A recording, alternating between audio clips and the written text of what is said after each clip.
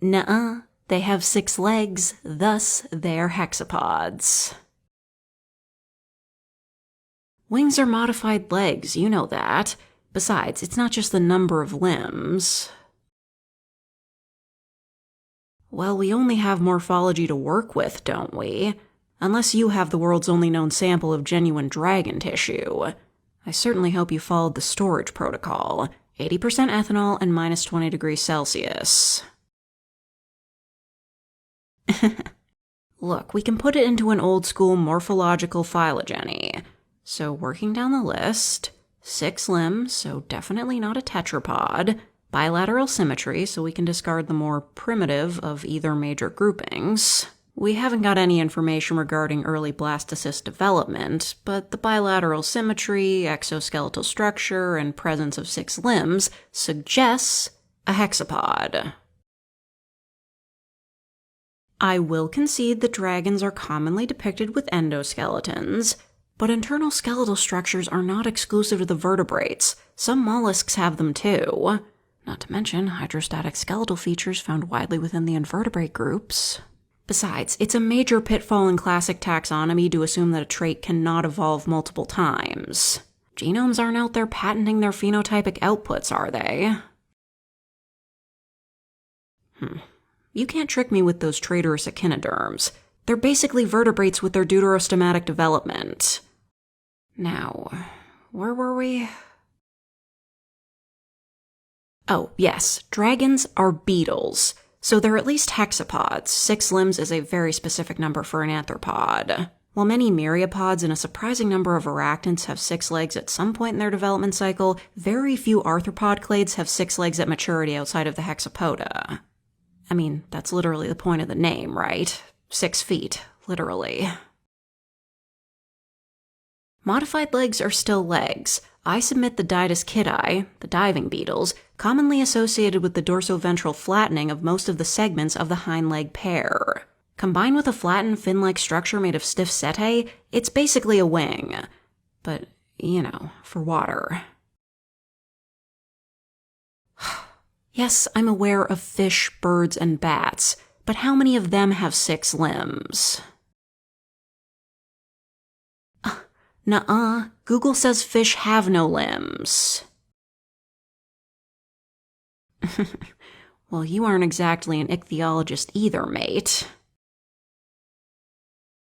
You know, there's probably a paper in that, investigating at what point the fin ceases to be a fin and becomes a true limb.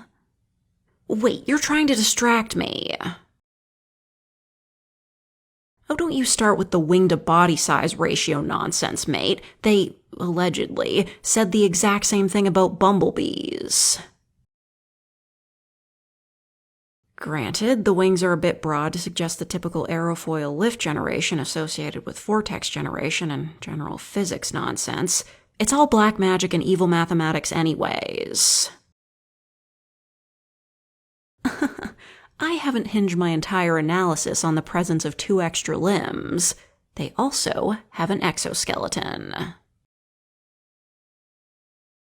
No, in fact, I was specifically counting on the scales as the distinguishing feature in this case.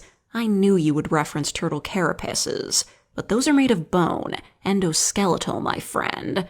Don't even think about the Eusuchia. Crocodile armor is bones too. Dragon skin is virtually always described as covered in tough scales. In fact, when it's not, then it's described as soft and flabby and even slimy. You know what that tells me? Sclerotization. I'm not that loud. No, but really, shifting from rigid and impenetrable to soft and flabby is exactly how I would describe chitin, particularly arthropod chitin. Beetles are like the go-to example for this. The body is covered in heavily sclerotized plates, but the plates are joined by soft, flabby membranes. Those membranes are formed out of unsclerotized chitin. But the real clincher, the fire breathing. You already know what I'm going to say, don't you? Carabidae. Go on, you know what I'm getting at. Exactly, the bombardier beetles. There are many chemical defenses in nature, and a lot of them are volatile, but very few are thermal. Boom, here's a superheated spray of bleach in your face. Hey, I'll admit that the shift from the tip of the abdomen to the gullet may sound far-fetched, if it hadn't already happened in nature. You better believe I have evidence to back it up. Scydodidae, the spitting spiders, the venom glands produce silk. I can't give you the specifics, they still have typical abdominal spinnerets, and it could just as easily be a historical trait resurfacing as much as it could be a random mutation. Hey, we read a paper on that. The scientific consensus is that biologists can't and won't use the correct definition of random. The point is, an external excretory gland can find its functional purpose migrated from the abdomen to the head. It would even explain why the dragon needs to be so big compared to other ground beetles. A bombardier beetle trying to breathe fire would probably blow its own head off, but a dragon size makes the recoil trivial. Hey, I could even suggest that the endoskeleton development offers better structural support for breathing fire/exploding superheated bleach. You know, if you're into assuming adaptation is true. It is not anti-evolution to postulate that adaptation is an assumption too far. You can't just assume something has a purpose. Humans need things to have definitions. I'm sure nature was fine for the 3 to 4 billion years life predated us by without any specifically attributing purpose to things. Irony. No, dragons are beetles, and I need people to know it. That's important science. That's why I went into academia. I mean, that and free access to the primary literature. Dummy.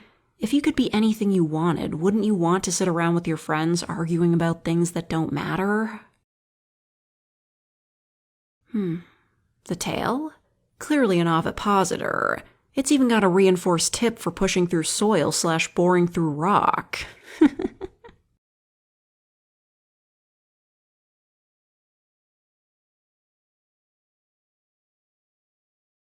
I think someone's building furniture in the next apartment over. I'm gonna stop recording now.